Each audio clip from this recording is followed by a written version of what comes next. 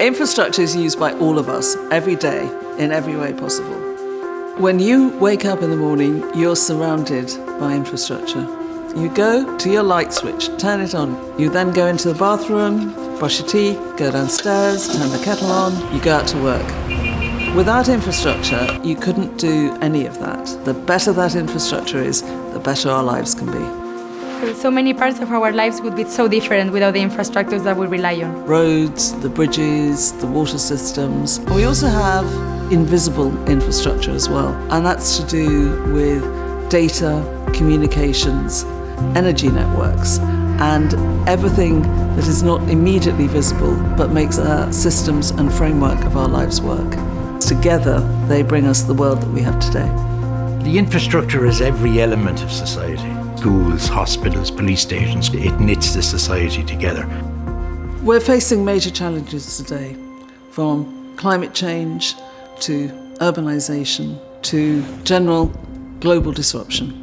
We need to face up to those challenges. We need to make sure that our infrastructure is more resilient. How much infrastructure will we give up in the event of cataclysmic weather events? We're not used to a disaster that affects and breaks every single system that you usually rely on. The most vital functions of disaster response cannot happen without connectivity. We work as far as we can to make sure that infrastructure is facing these challenges.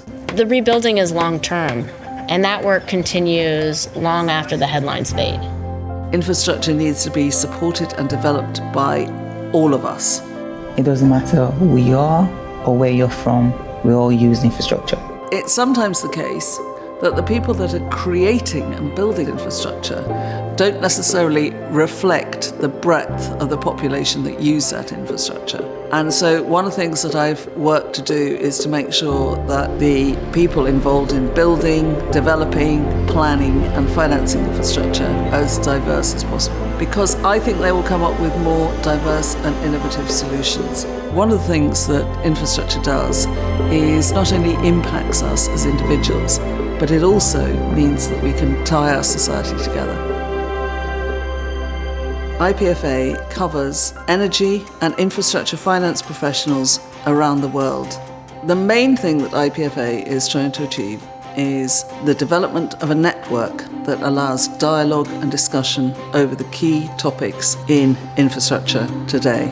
Exchange is critical. We're going to have to face up to what is going to happen, and we're going to have to be as innovative and imaginative as we can be. The better quality infrastructure that we have, the more benefit to society. It's about bringing communities together. It's developing opportunities for communities, connecting areas. It's a bigger picture.